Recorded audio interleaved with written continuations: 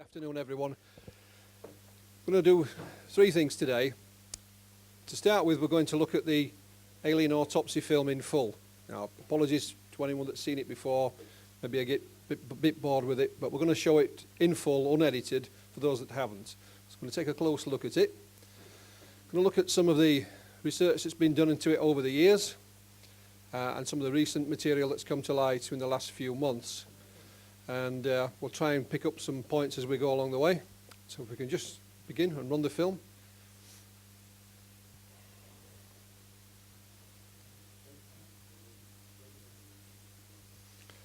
For those that don't know, it's Ray Santillis, the man who claims to have found the film.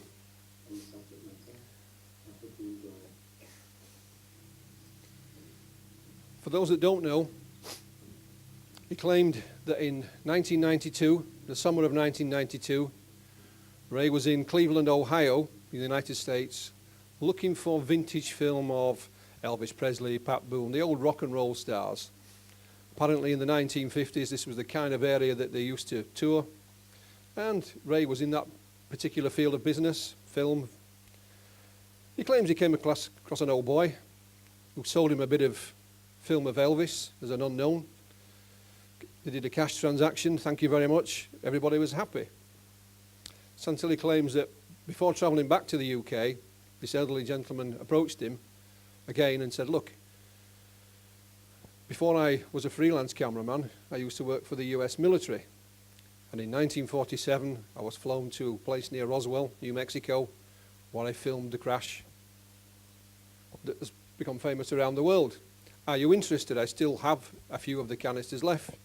Santillis says he was a bit of an entrepreneur. So he took an internal flight from Cleveland, Ohio, down to Florida, where this chap was supposed to live. They literally put it up on the screen, and hey presto. This is the alien autopsy film. Now at the time, it was a cash transaction that this elderly gentleman wanted. He wanted money. Santillis didn't have the money, so it took him a couple of years to raise the cash, which is what Santillis claims. And eventually in 1995, the film was delivered to the UK and eventually made its way to television and video around the world. It lasts about 16 minutes. It's black and white, but there's no soundtrack with it. This is it. The creature's on a slab. There are two surgeons or doctors, for want of a better phrase. There's a man behind the glass here. On one occasion you actually see a third person come into the room. They all wear these contamination suits. According to Santillis' story, the cameraman was given carte blanche to film the crash site and the surgeries.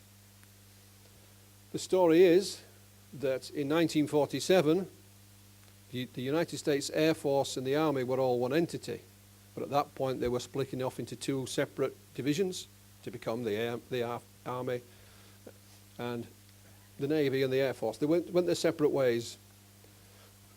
According to Santillis' story, the cameraman sent tons of film back to his bosses in Washington, but there were still a few canisters left. These were overexposed somewhat, needed a little bit of treatment to process them.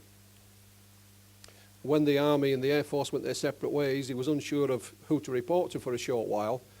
And he claims that despite his best efforts, the people at Washington never collected them. So he literally stored them away. These were top secret and he never spoke about it again. His reason for wanting to sell this material in the early 1990s was purely for money. He had a granddaughter who was about to be married and he wanted the cash. His alleged agreement with Santillis is, I will give you the film, but you don't mention my name, you never publicise who I am, and that is it. You can take it and do with it as you feel free.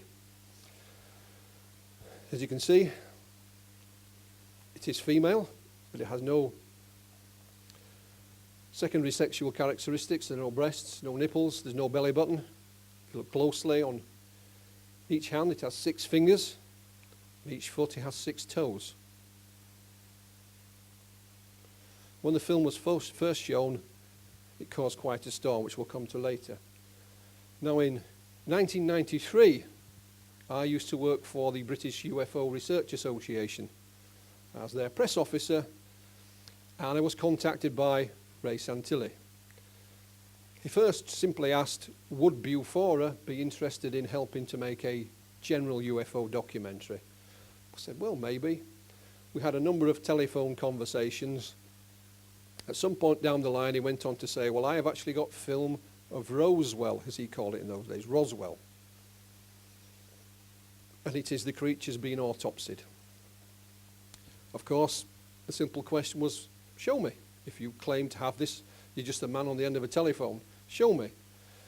This went on, yes, I will, no, I can't, yes, I will, no, I can't. I met Ray in London, went down to meet him.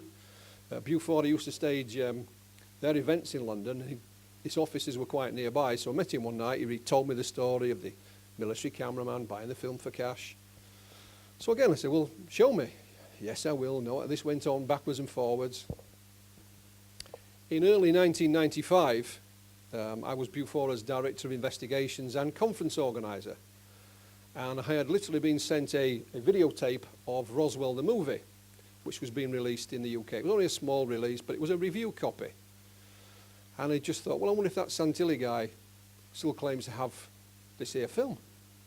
I phoned him, he'd given me his business card, and he says, yes, Philip, but you don't believe me. So I can't believe it until you show me it. So he said, make an appointment, and I'll show you it. So I travelled to London, made the appointment, and he showed me it. So it was real. Film did exist. It wasn't just a story on the end of a phone anymore. What a lot of people are unaware of, there are actually two autopsies, two separate films, both different, same creature, same room, same outfits. Only one has ever been shown on television. The other has never been seen in public. I've only seen it once myself. One of our speakers tomorrow, Maurizio Baiata from Italy, he's one of only a handful of people to have seen the other one as well.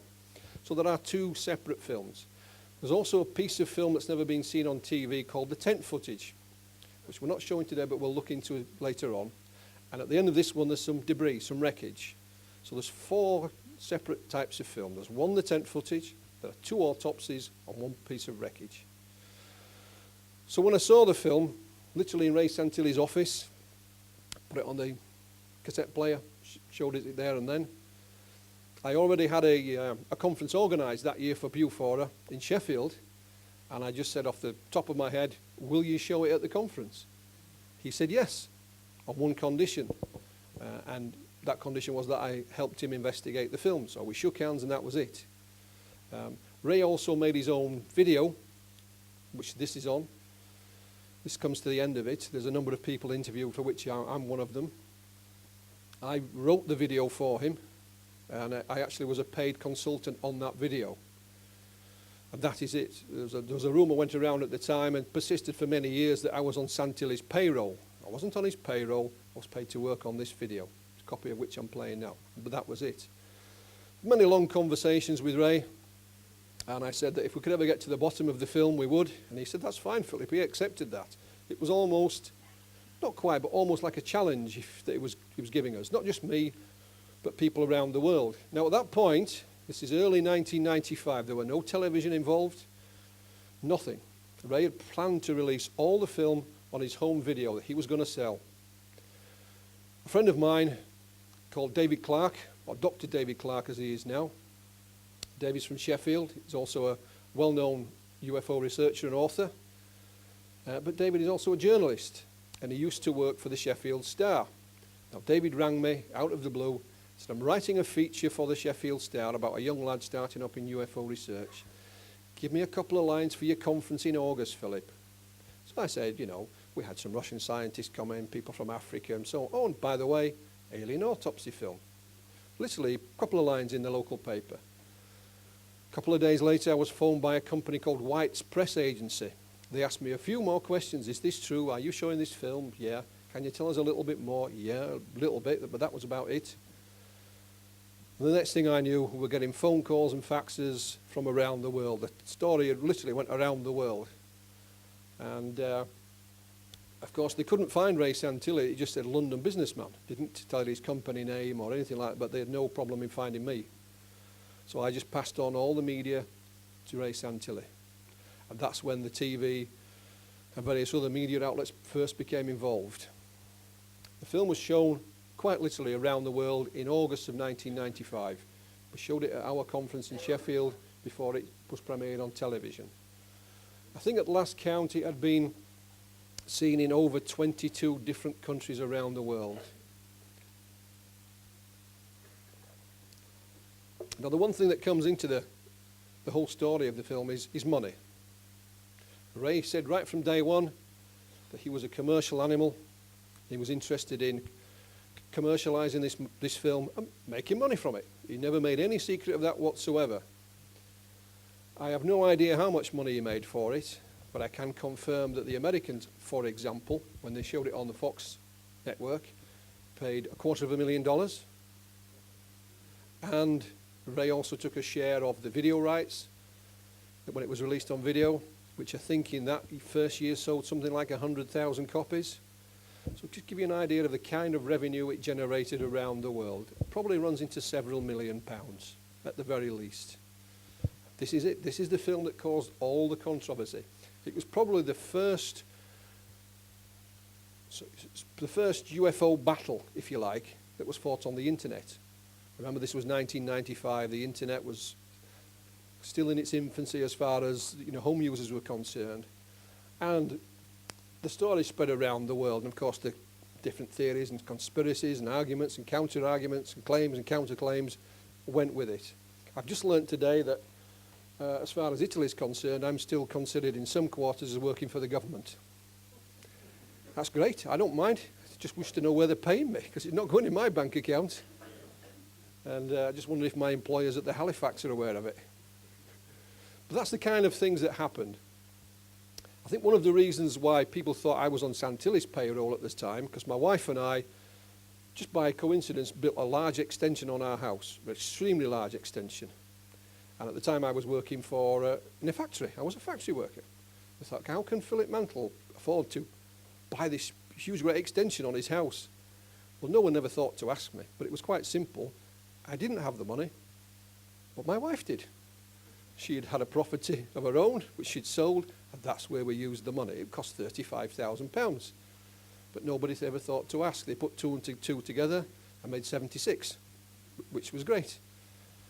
If Ray Santillis paid me tens of thousands of pounds, again, like the government, he never told me which bank account he put it into. I wish someday he would, perhaps. But I was paid to work on this. This is part of a documentary that Ray made. That is it. Film was shown around the world. Myself and my colleague Michael Hessman wrote a book called Beyond Roswell, which featured in part this film. And at that time, I have to admit, we were very, very positive about it. We gave it every chance to be proven to be authentic. One of the reasons why I asked Ray to show it at the conference wasn't just to put bottoms on seats. The primary reason was I knew that by showing it at the conference, it would gain publicity. The film would get out there. And I assumed, rightly or wrongly, that once the film was out there in the public domain, then others would come forward. And they would say, that surgeon's my grandfather. He told me about this. It is real. Or alternatively, I'm an actor. That's me. I was paid $1,000 or whatever. Neither of those two things happened. Absolutely nothing. So all we had to go on literally was the film. Santillis steadfastly refused, and still does to this very day, to allow any physical film, celluloid, to be analysed. He allowed Kodak to examine some leader tape, which shows no images of this that you're seeing today, but nothing else. Kodak UK, Kodak USA, and various other offers were on the table, free of charge to analyse it. But he said no. He refused, and still does. He's maintained his silence over the alleged cameraman, if there ever was such a person. At one point, we thought we had a lead on the cameraman, and myself, and the gentleman you've just seen speaking before me, Odd Gunner Road, mainly Odd Gunner, thank you, actually funded a private investigator in the United States to try and find the cameraman. We thought we'd got a lead. He found a person, but it wasn't him. It was a red herring. That particular private eye worked free of charge, apart from expenses, so we just had to fund his expenses. And when I say we, I mean my friend from Norway. Thank you very much, Odd Gunner. So that came to a dead end. So we're left really with just the film. This is the film. This is it. So all the research, the arguments, the counter-arguments are based on what you see on this screen today. most TV shows or documentaries showed an edited version of it. What you're seeing today is Santillis' unedited version. He claimed that he got so many minutes per canister. And these are them. They're just about to take out the brain. The creature itself was given many nicknames at the time. Sue was one. It had nothing to do with my ex-wife. It was Santillis' unidentified entity. It was also called Gaza, because Paul Gascoigne got injured in the cup final the same year and he damaged his leg. He's got a great big wound in its leg. And references to various politicians were made as well on both sides of the political argument. I won't mention any names, but there was no sides taken.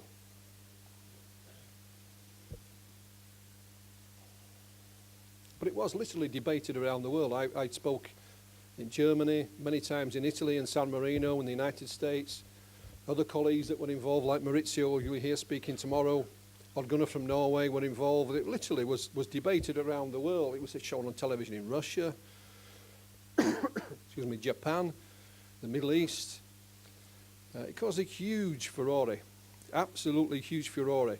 The one thing I am certain about this film, it is the most controversial piece of film in the entire history of UFO research. Of that, in my opinion, there is no doubt. Anyone seen this before? Seen it in full? Yeah? I apologise if it's a bit boring for those that have seen it before, but there's a lot of people who haven't.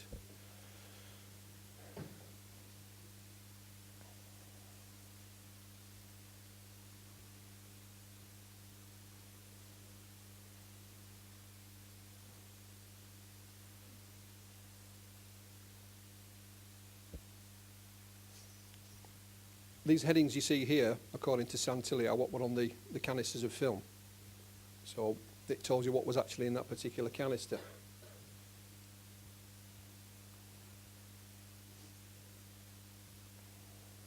Again, the brain's coming out.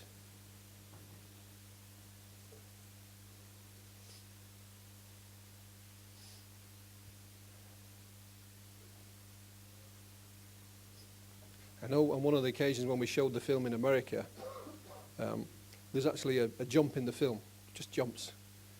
And one of the ladies in the audience thought the creature was blinking. So it's got no brain in it and it's got all its belly cut out. I don't think it would be blinking, even if it was authentic.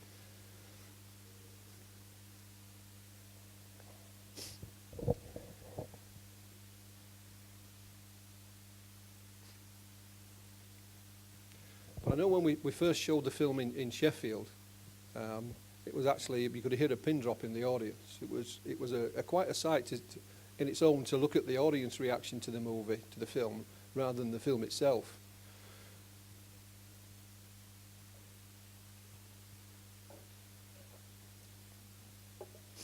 Again, we had only had the film to go on. All the items that you see on the screen are all circa 1947. There's nothing out of the ordinary. There's nobody wearing a digital watch, you know. That was the kind of handsaw they used at the time. All the medical instruments you see, again from the area. There was a UFO researcher involved at the time from America called Kent Jeffrey. Kent was a professional airline pilot, and before it was released, Santilli organised a private screening in London, and Kent was invited to that. And he thought 100% he could prove it was a fake. You see the telephone on the wall? It's got a curly flex.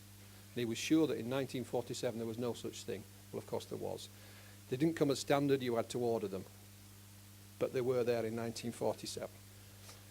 If you see a professional copy of the film, which this is not, this is a VHS, when you see them sawing the head open, you can actually see the cameraman reflected in the saw blade. He's wearing one of these suits as well, and holding the camera up to his face.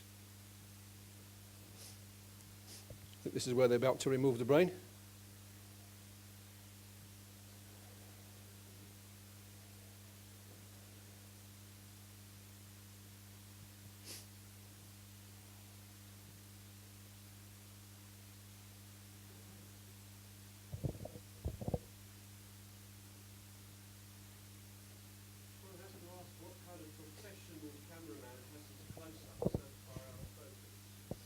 Well, that's a question that's been asked time and time again. we've got two answers to that. One is that these were called the problem reels. These were the reels that were held back because they weren't of sufficient quality. They had to be push processed. Also, the camera that they used at that time, a Bell & Howell, had a fixed focal length. Wasn't through the lens like we have now. So there was occasion if you got too close, it did go out of focus. But these were like the junk reels. He claimed to have taken hundreds and hundreds of reels of film. This was the dross, if you like. The other film that hasn't been released to the general public is a little bit clearer. It still goes out of focus on a couple of instances, but not quite as much. That's the best I can say about it. Only ever seen it once. In my opinion, it was the better of the two. Why it wasn't released, I'll come to later.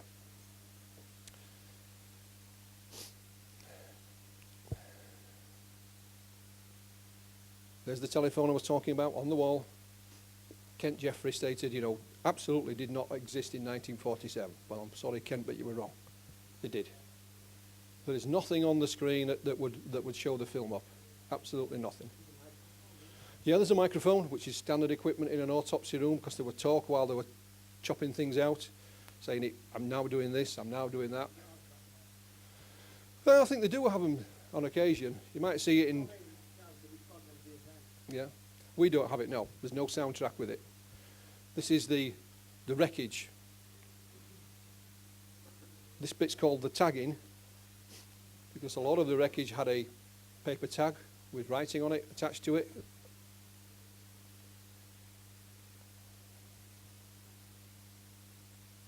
According to Santillis' story, they basically set up a field tent on site for some of this and just filmed it there and then.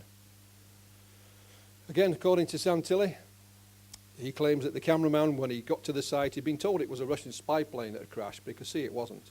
The creatures were holding these panels close to their chest. They had to prise them away from them. They've got 6 fingers, have these panels. Writing on it, for want of a better phrase. There is inscriptions on it.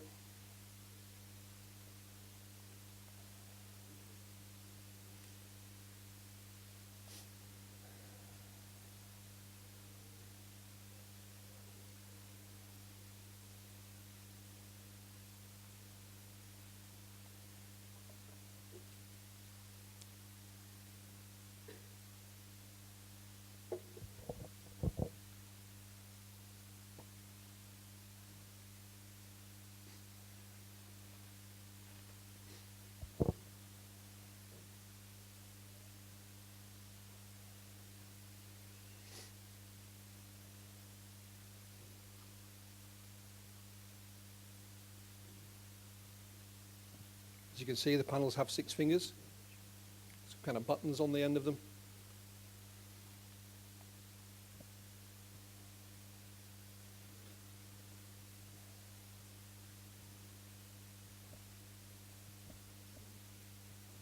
It was intimated that these were some kind of control panels, but that is all it was said. There's the tags on them. Now someone's believe that this spells out video.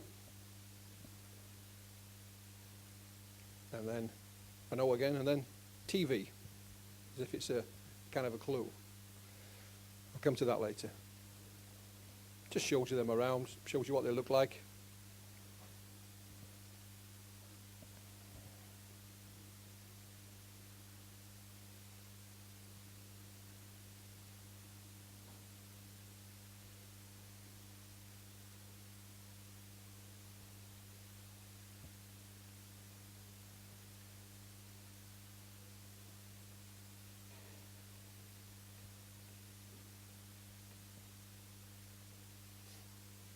There's the tags again, they're there. Interesting to note that you don't see the gentleman's face.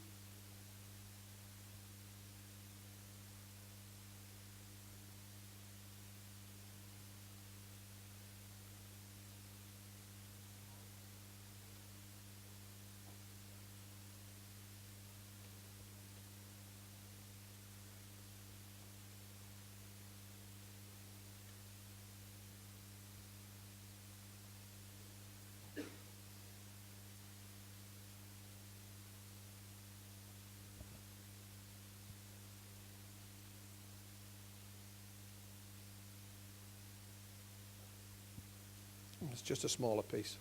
Again, some kind of markings on it and the tag. All the tags began with the letter W. What that means, we've no idea.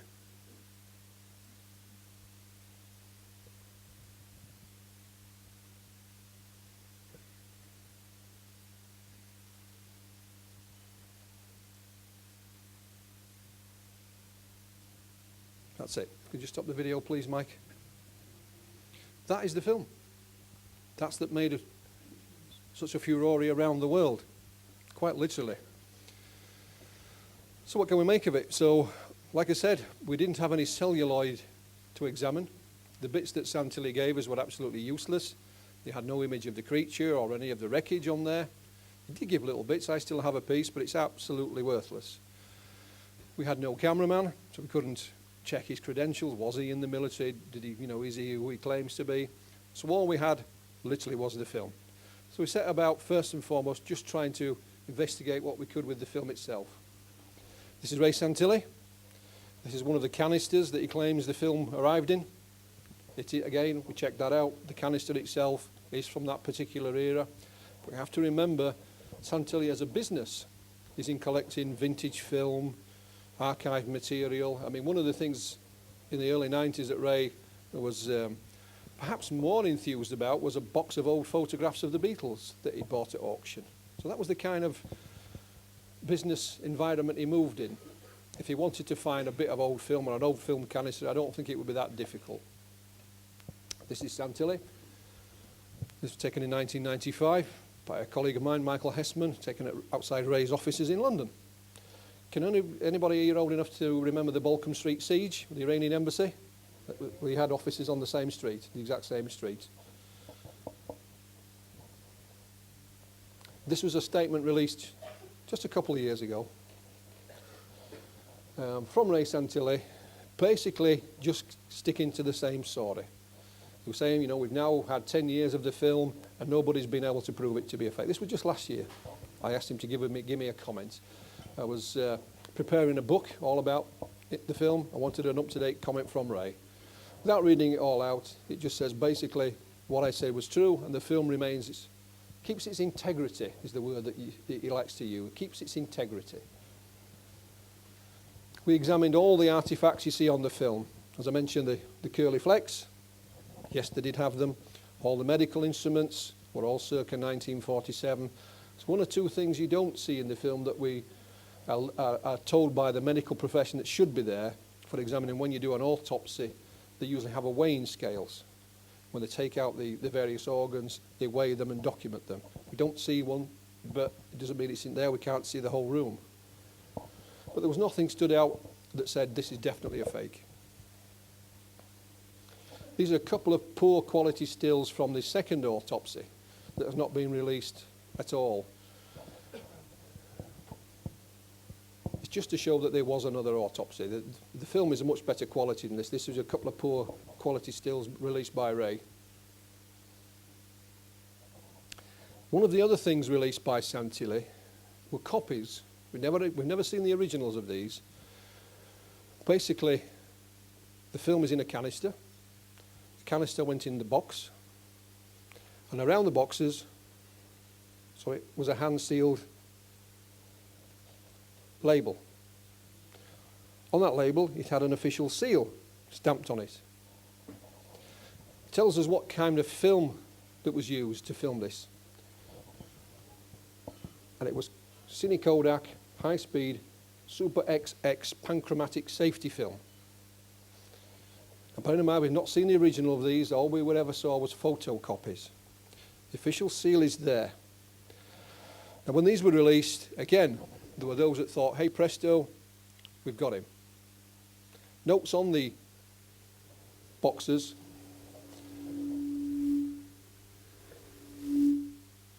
Now, Santillis claimed all this happened in May of 1947. May 31st to be precise. When you look at the seal, a number of people say, well, that's the seal of the Department of Defense. The emblem is an eagle holding the arrows underneath. Department of Defense around the edge. Now, the Department of Defense wasn't established until September of 1947. So if this happened in May or June, how could it have a seal on it from a department that didn't exist until September of that same year? Sounds pretty good. Hey presto, we've got him. However, the Department of Defense used to be known as the Department of War. And all they did was change their name. The emblem remains the same, the eagle with the arrows. And as you can't read the writing around the edge of this thing, there is no way of knowing if it says the Department of War or Department of Defense. So again, it wasn't something we could positively prove the film was a fake. But some people did. But it's another way of looking at the information that Santillis provided us with. So we also take a look at the film. It's just another example of curly flexes you could get in 1947. This is even one for your car, believe it or not. This is from National Geographic magazine in 1947. I think it's been pretty expensive, but they were around.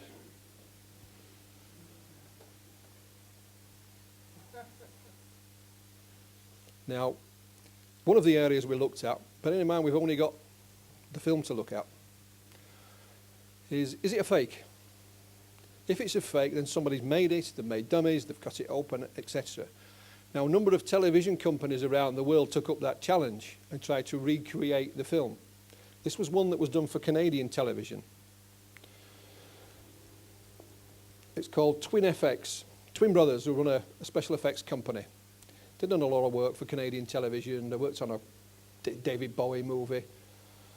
And this is how they thought that the film was actually made. Basically, you get a young girl, prepubescent, 12, 13-year-old, and you actually put her in a body cast. You don't make anything on the hands or the feet or the head. It's just the body. You then add the different components. You add the head, the feet with the 6 fingers, or whatever other bits and pieces you want to. They purposely left off an arm just to show you what could be done. That was the finished product. That was the finished product. Just to give you an example. UK special effects artist, he also took a close look at the film. He was very, very impressed with its production qualities. This gentleman's called Rob. He worked on Lord of the Rings, the trilogy, done a number of horror films. He tried to do a little study of it. But Rob was impressed. He was very impressed with the technical expertise shown on the film.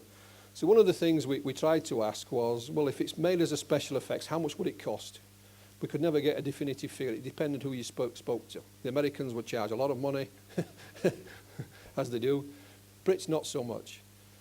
But universally, the special effects industry said it's a fake. However, not one of them could point to someone. I mean, there's not that many people working special effects. It's not a huge industry. And I went round in circles. They said, well, it looks like his work. So I'll go and ask this particular gentleman. He said, it's not me, but I think it might be him. And we just went round and round in circles. So we never got anywhere. Another area we showed it to was the medical profession. Not just myself, but other colleagues like Odgun, who spoke earlier, Maurizio tomorrow, and others around the world took the film that you've all seen today and showed it to the various medical profession. If it is a real autopsy, are they doing the correct procedure? This is Professor Bima Bologna. Maurizio will probably pick me up on my pronunciation of that, but basically he's an Italian pathologist, top of his profession. Whilst a little bit skeptical, he was extremely complimentary on the techniques used, the way they cut things open, the way they handled things. And I think 50-50, the medical profession came out for and against. They were pretty divided, but a lot of them were quite impressed with the techniques used. Again, there was no one thing that anyone did on the film that would prove it to be a fake. Going back to the film labels. Excuse me while I take a drink.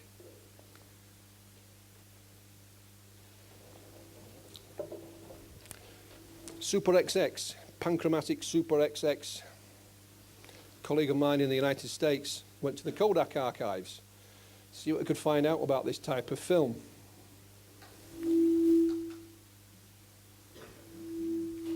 This is from the Kodak salesman of 1945.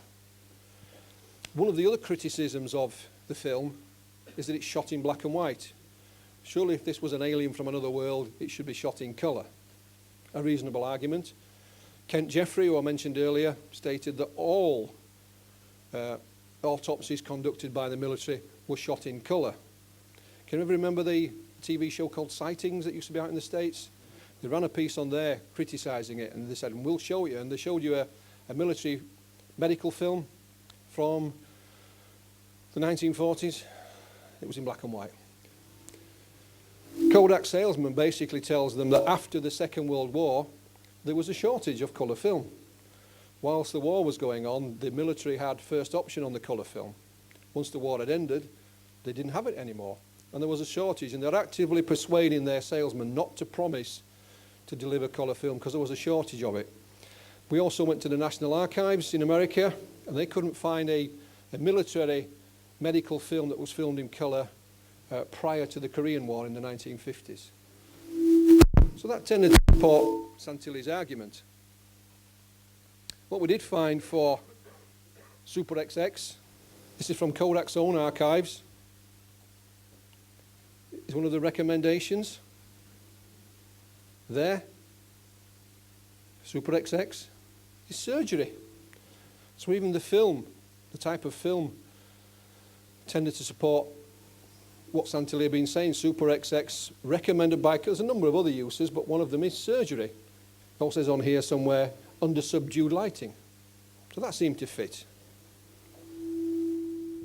Again, this is from Kodak, from their archives. We even looked at the grain on the film. There's Super XX at the end, so even the grain structure on the film seemed to look authentic.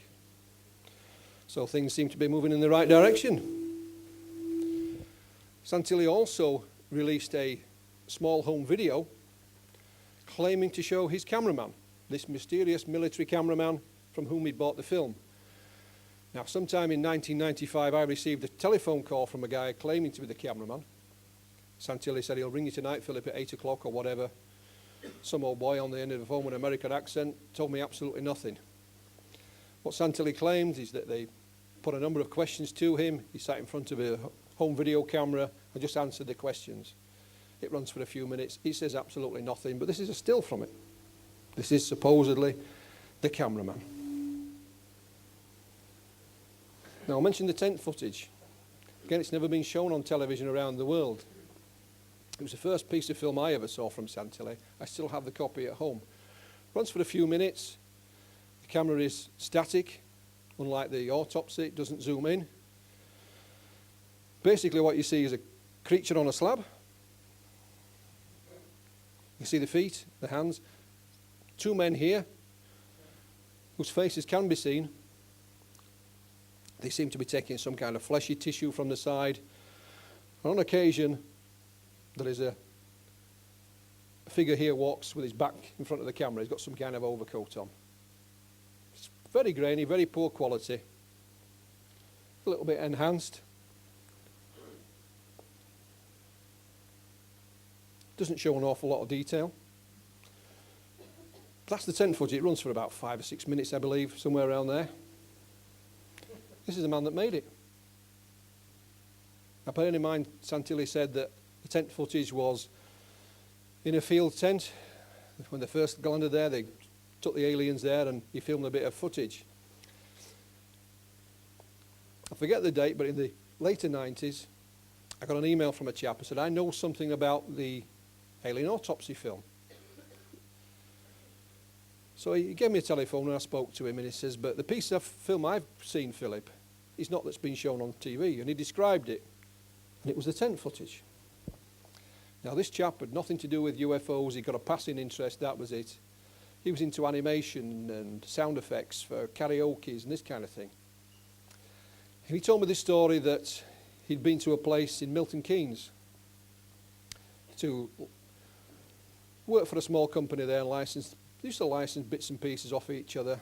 And while he was there, a phone call came in. And it was Ray Santillis on the phone. Now the owner, which is this chap, called Keith Bateman, was speaking to Santillis, and they were laughing and joking. When he put the phone down, the chap that had contacted me, they happened to call him Keith as well. He said, is that Ray Santillis, the man who made the alien autopsy, who bought the alien autopsy film? And they started laughing and they said, well, we actually made it. And they gave him a copy. But the copy they gave him was of the tent footage. And they told him the story of how they'd done it. That's the creature's head. Has anybody seen the polystyrene heads you used to put wigs on? That's what that is. That's all it is. They cut the eyes out of orange peel. Ladies, they went to a barn. Lady's son underneath the blanket. And they filmed it. There were real flesh coming out of it, but they were from the local butchers. And the man you see walking in front of the camera is the local farmer. They didn't know. They just asked him if they could use the barn. And they said, hey, there was an old coat hanging on the wall. And they said, hey, put that on. And they got the camera to walk in front of it. I'll come back to more of it. But this is Keith Bateman. This was from the newspaper. I tipped off the newspaper. And Keith told his story. At this point, he was non-committal. It's the best way to describe it. On whether he'd faked the film on Santillis' behalf or whether he'd conned Santillis. Santillis says, we took the film, the original celluloid, to Keith Bateman, the company was called AK Music, and asked him to transfer it onto video for us. He gave us back on video, we showed it. What Santillis claims is when he gave him the film, there was nothing on it. And they this stunt themselves. So in other words, they conned Santillis. Santillis says, when I found that out, it was too late. The film was already out, but I just pulled it. We didn't show it on TV. I'll come back to that later. Another criticism of the film is that the creature, not this one, the actual one you see lying on the slab, doesn't look like any creature reported by any abductee, any close encounter witness. Here's two of them.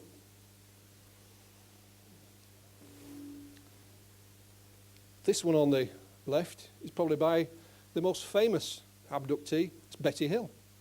Betty sent me this drawing personally. And whilst the creatures she saw didn't have 6 fingers and 6 toes, she said visually, facially, they were close. That thing on the slab was the closest she'd ever seen. The other one, sorry, this is from a lady in America called Katie Frankovich. Katie was a former wildlife documentary producer and award winner. And where she lived in Florida, she lived near some lime groves, abandoned lime groves, and she encountered these creatures. They look pretty much the same as you see on the slab, even down to the 6 fingers and 6 toes. There aren't many abductees who claim this, but this is a couple. I think we've got about half a dozen. It doesn't prove anything, but it was just an interesting little side issue to the whole affair. Going back to the wreckage, again, we've only got the film to go on, so we took some stills. This is one of them. It is claimed that says video TV. It's a little indicator. We sent pictures of these to the British Museum, a certain department that dealt with symbols and ancient writings and so on. They have no idea what it says. Some people claimed it was Greek or ancient Greek. It's not Greek. It doesn't say, made in Taiwan. Doesn't say, this side up. They had no idea what it said. This is a colleague of Maurizio's in Italy. This is Adriano Forgione. Have I pronounced that right, Maurizio? Yeah. He looked at the tags. We saw the taggings. I pointed out the tags. They all begin with W. It was just an idea, but Adriano wondered. It was fabled in UFO lore, if you like, that wreckage from Roswell was sent to Wright-Patterson, the infamous Hangar 18 at Wright-Patterson, Wright Field as it was called in 1947. And he just speculated that all of the tags began with the letter W. Was that an indication as to where these things were heading? Interesting, but that's all we had to go on. There's the panels. Interestingly, this particular shot that you see here never appears anywhere in the film. Just one still that was released by Santillis. But we'll come to them again later. So we've tried to look at the film from every particular angle we could. Santillis also released a a line pencil drawing of what was claimed to be the crash site. This was coloured in by an artist in Germany, Agnes, can't pronounce the second name, at the behest of my colleague Michael Hessman. It's what they claim the crash site looked like. You have the creatures holding the panels and the vehicles impacted into the site. Now Santilli was supposedly got specific instructions as to where this crash site was, out in the desert. So basically, Michael Hessman was in New Mexico. He phoned Santilli on his mobile. According to Michael, Santilli's got one phone in one hand, another phone in the other hand, and he's speaking to the cameraman to give him specific directions as to where to go to find the crash site. Michael and the small team from Arizona set off, head down a box canyon, and they claim they find an impact site. You see the rock face here.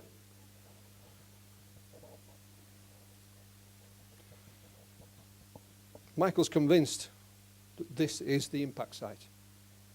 Another researcher, using the same directions as Michael has, he's a chap called Ed Gurman. He's from this particular area, not far away, near Socorro, lives there. He said Michael's got the wrong area. He carried on down this box canyon. He found another area that's littered with this kind of stuff. It's like melted rock.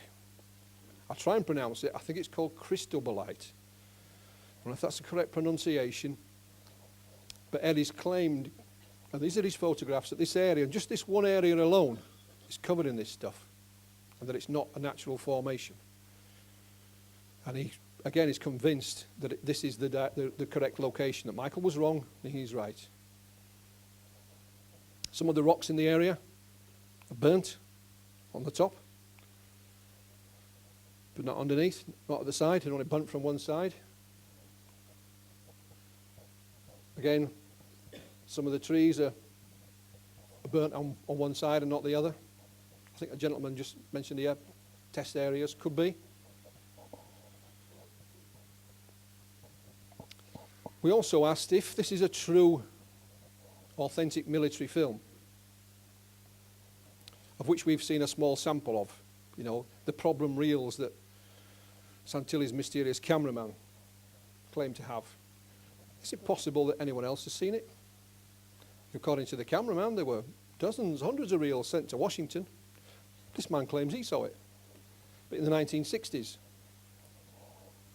This is former Master Sergeant Clifford Stone, United States Army. He claimed in, I believe it was 1966, 67, he was transferring from one place to another. He visited a base at Fort Lay. Again, probably pronounced it incorrectly. Just for an overnight stopover. Literally had nothing better to do, so was wandering around the base. And he came across a small cinema, a small viewing area that he could look down into, and in there was the military brass. And up on the screen, was films, one of which was the alien autopsy. He said he was caught, debriefed, and told not to speak about it, of which he never did until 1995, when the film appeared on TV in the United States, and he said, that's the same thing that I saw. Now, whether he's telling the truth or not, I'll leave you to be the judge. But he's not the only one. This guy's not American, nor is he in the military. This is Mike Maloney from the UK.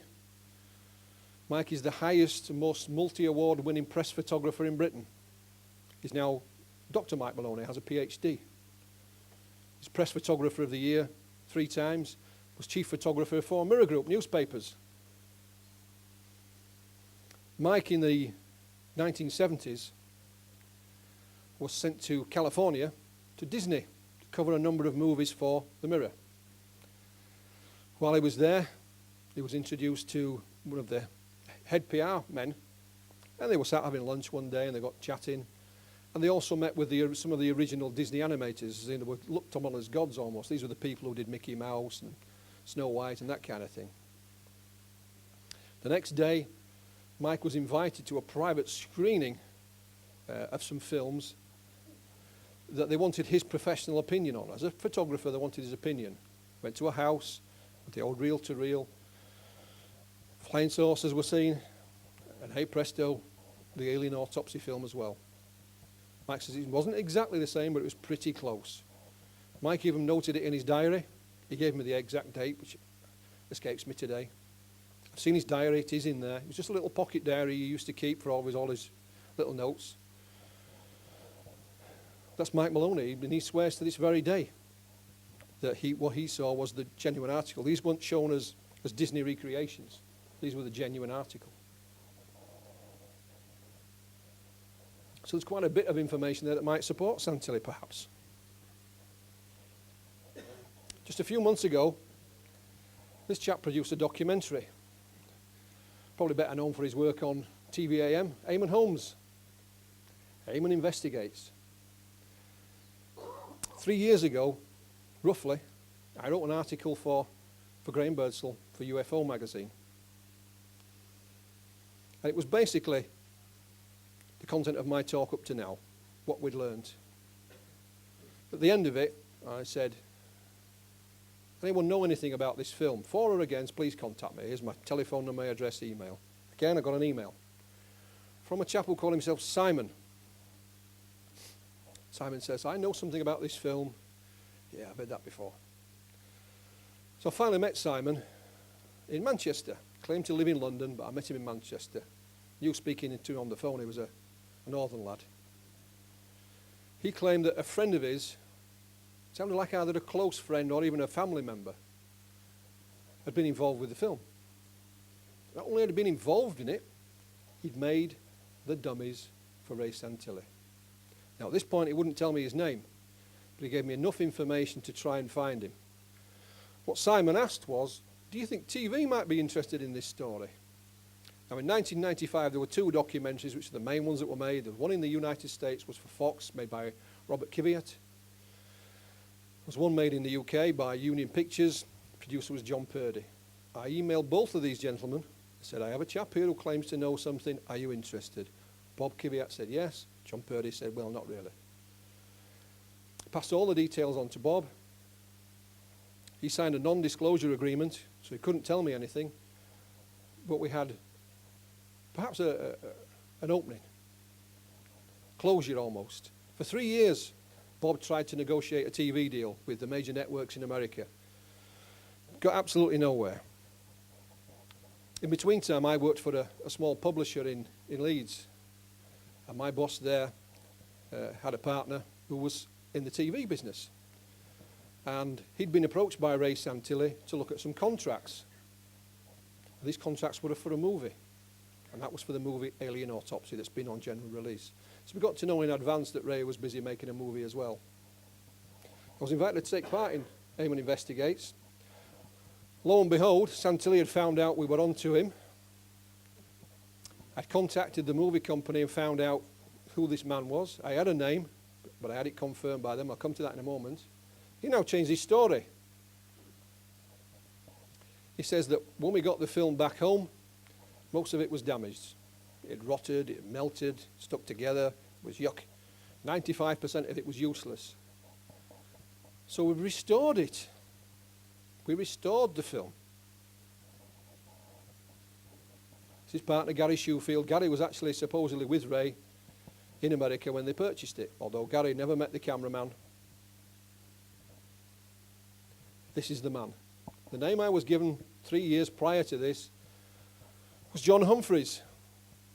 The movie company confirmed the name for me. I spoke to one of the executives on email, and I just dropped a little question in, and she says, John Humphreys is making the dummies for us, and he made the original ones for Ray Santillis. This is the man. Now, bearing in mind I told you early on, we'd spoken to a lot of people in the special effects business. He's not a special effects artist. He's a sculptor whose work on occasion has overlapped into the film business. That's why we couldn't find him. We're looking in the wrong area. John had spoken to TV producer Bob Kiviat in the States and told him everything. I think the American expression is he was going to rat Santillis out. He was prepared to tell all. But now on here, he told his story for the first time. What is interesting about the interview he did on here was that look who was looking over his shoulder when he's being spoken to. There's a close-up. Eamon's speaking to him. There's a look over the shoulder. Who's there? Gary Shoefield and Ray Santillis, like a couple of minders. He was extremely nervous, and he told the party line. Didn't give too much away, but he did make the original dummies. Now, if I'm not a film expert, but if you want to restore a film, do you not hire a film restorer? Not a sculpture. That's John Humphreys. You know, I showed you in the film there was a glass window with a man behind it. That's him. That's him there. It's Gareth Watson. I've met Gareth many a time. He used to work for Ray and Gary in their office. He's the man behind the glass screen. That's him. There you go. It's yours truly being him. The interview being a cafe in London. Don't ask me why it was a cafe. I only got one cup of tea. I only appeared on it briefly, just a few minutes. This is a still released by John Humphreys. That's John. That's the original cast he made for Santillis. That's the way he made the dummies. Santillis says, no, we just we restored the film. We shot it in a flat in London. They couldn't remember where the flat was, by the way. There you go. So they've now got the film you've seen earlier. They've got it up on the screen. What Santillis says, well, we had a few snippets of film that were okay. So what we did, we slid them into John's restoration. So Eamon Holmes says, well, point them out. You know, we're watching the film now, as you've done. Just point out which are the real frames. It might be them. No, could it be them? Do you remember Gary? Do you remember Ray? Do you remember John? They didn't remember. I mentioned Rob earlier on, who was the special effects guy who worked in movies all his life. There's another chap in here, I won't point him out, who also worked in the movie business. Will tell you, it is impossible to get a few frames and slip them in to a reconstruction without you seeing a jump or, you know, to match them perfectly. It cannot be done. There's a backers Ray's boot. That's his car. You know the panels? Six-fingered panels? Which Ray says these were the control panels that the creatures were lying on the crash site with. He now says, well, they were artistic license. In other words, they made it up. Didn't exist. There's one of the old canisters, some of the wreckage. I think that's the picture just says about anything. They've taken the piece of the wreckage out of the back of the boot. That's Gary Shoefield. They're having a good old laugh. You know the cameraman? They did a small interview. They claimed, I showed you the still, this old boy with the glasses on. They claimed he was just a bum. They picked him off the streets, took him into a hotel room, cleaned him up, gave him $50, and gave him a script to read, and filmed him. Said, on your way. And when I mean a bum, I mean a bum, a dropout, you know, a tramp off the streets. That's why nobody could find him. That's why when Odd Gunner paid for this, for the investigator, we couldn't track him down because he didn't exist. There he is. He was great. He was in a hotel. He got $50. They cleaned him up, fed him, watered him. That's him. He's just reading the script.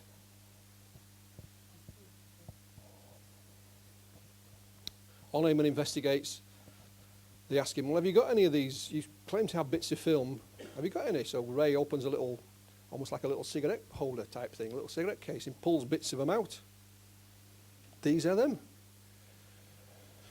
Again, we've scrutinised these to the cow come home. There's no aliens on it. There's no crash, no flying saucers. I don't know what the hell's on them. That's the closest. Well, we have looked at these. What these look like are men in white hats, and they look like Navy hats, but dress hats, dress uniform.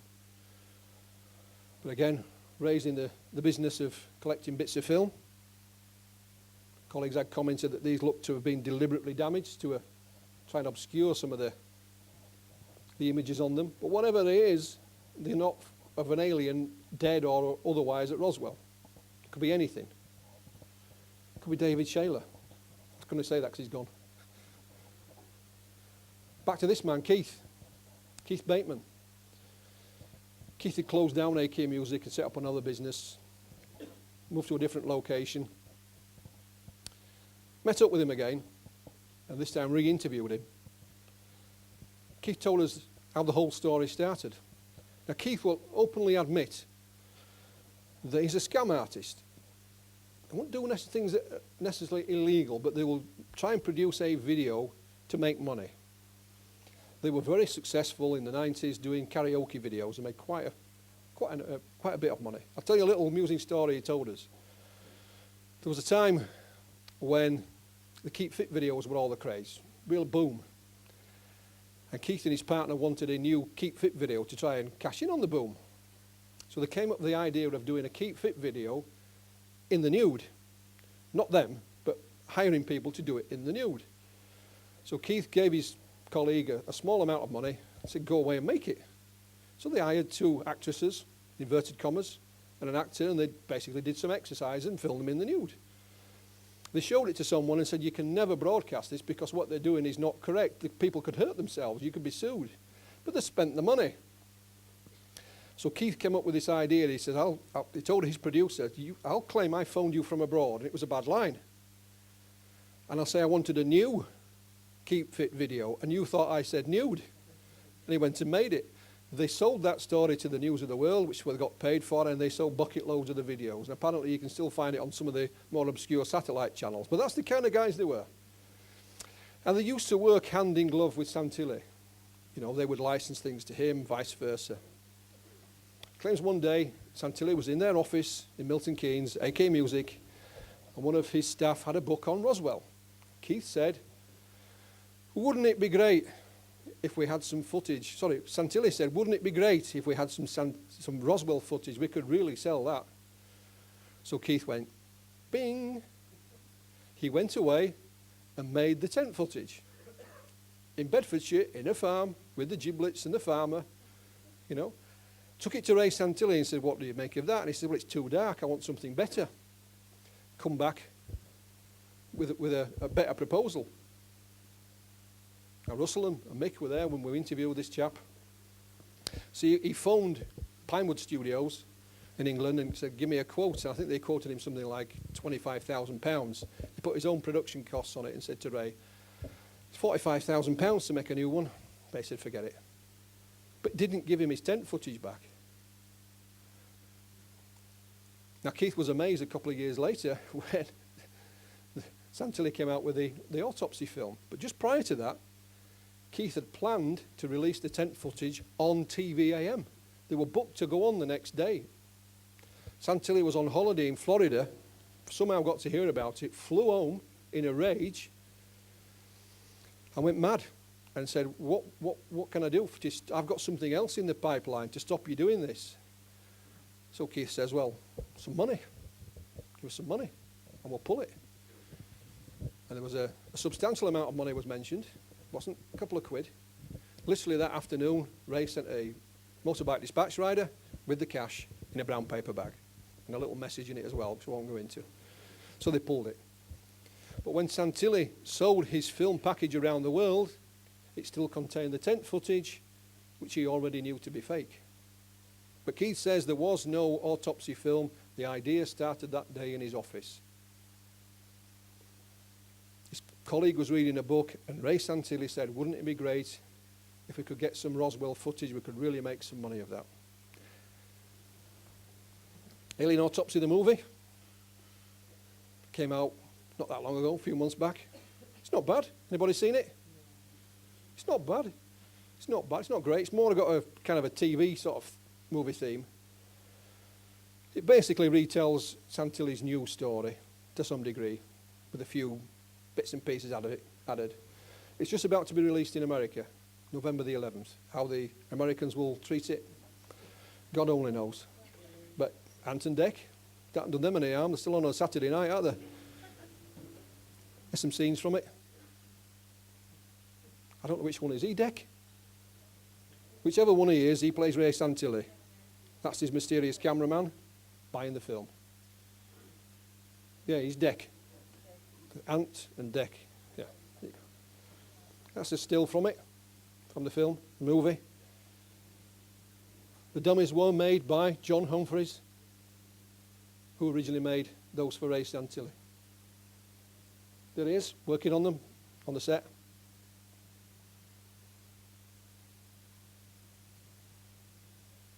Just a comparison. They're not exactly the same, but again, they're not meant to be. This is a film.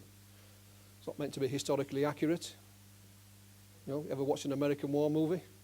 Not meant to be historically accurate. The films, the movies, you know, they're not too dissimilar.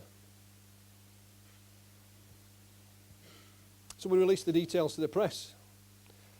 Now, when I first met the guy who said, I know something about this, Simon, he gave me indications as to who this guy was. Remember anybody old enough to remember Max Headroom, Channel 4 in the 70s? John Humphreys made the dummy of Max Headroom. That's why it says, Max Headroom creator made the Roswell alien. I think this is from the Sunday Times. Yeah, it is. Mark Horn. Sunday Times covered it. That brings us more or less up to date. Santillis is saying, no, we still restored it, reconstructed it, whatever you want, but 5% is still available. He says he's planning for something for next year. Yeah. Roswell, 60th anniversary next year. There are those that still believe it's a real alien, that Santillis is telling the truth. They still believe that Ray Santillis had original film or still has a small amount of it. I don't know. There are those that believe it is purely a hoax or fraud made for commercial reasons, money. There was a theory at one point that it was a real film, but not of an alien. It was some kind of poor genetic being. We can't find anything that looks like any of the medical textbooks and doesn't have a navel. You know, every creature born, no matter what they're born with, has a navel. There was a theory at one point that it was some kind of US intelligence film. Still a fake, but the American intelligence just get blamed for everything, don't they? Why not? Blame it on them. I was criticised in the early days for supporting the film. I did support it. I make no bones about that. But one of the reasons I supported it was to try and keep it in the public eye to see if we could learn more from it. Those that detracted from it learned absolutely nothing. I'm quite pleased that after 13 years, we finally got there. Although Santillis will not admit it, but then. So that's my opinion. That is my opinion of it now. I've taken part in a new TV show with Robert Kiviat, who made the Fox documentary. That should hopefully be screened before the end of the year. It's called Alien Autopsy, The True Story. Hopefully. Santillis and his partners have tried to block it legally. It was originally going to be shown on Channel 5 back in May. Now, finally, it looks like the legal arguments are over with. I've just learned this week from a first-hand source that Santillis is going to be charged with consumer fraud, amongst other things. He will be taken to court. The documents should be with him, I'm told, next week. And I may be called as a witness in that, which is fine. You know, I have nothing to hide. Thank you. They're all cheering. They've heard Santillis is going to be in court. Get in there. There's synchronicity for you. It's not a sales pitch, because like most researchers, we do this, you know, in our own time. But UFO Data does have a copy of my book. It's not published. It is only available through UFO Data on an e-book. I don't know if this copy's here today, but it's certainly available via the website. I told you we interviewed Keith Bateman at length, and a lot of the stuff we couldn't broadcast because it was absolutely hilarious, slanderous, libelous, amongst other things. But we have an interview with Keith. You can hear it in his own words. You don't have to believe me. It's filmed by Russell and Mick, and I was there doing the interviewing. Alien Autopsy, a little bit of this, a little bit of that. I'm on there, as well as full interview with Keith. He will tell you how the whole thing started. To add a little balance, there's Neil Morris from Manchester, who's not convinced with the argument we've put forward, so we have balanced it. I think there are a few copies here for sale today. Again, it's not a money-making racket. It goes to help support the magazine, pay the overheads and things of that nature. So if you're interested, by all means, partake. It's good, and there's a little humorous bit at the end. You know, I'll say no more. If we get any more information, it will be published in the magazine. I know Russell's mentioned it, but we do appreciate your support. Support it even more in the new year, when it's going to cost even more. But don't tell Russell's wife. That's it. That is the Alien Autopsy. in a nutshell. There's lots of more little offshoots to it that I don't have time to go into today, but I said quite literally, just this week, I have learned that Ray Santillis is going to be charged with consumer fraud and a number of other things. So that's going to raise the profile of the film again, but it's certainly going to be interesting. If it does come to court, which I hope it does, I look forward to appearing there. And I look forward to finding out the bank account where all this money has been paid into for me. And thank you very much for listening. Thank you. Thanks, Phil. And that's what you call a little bit of research, you know, get your teeth into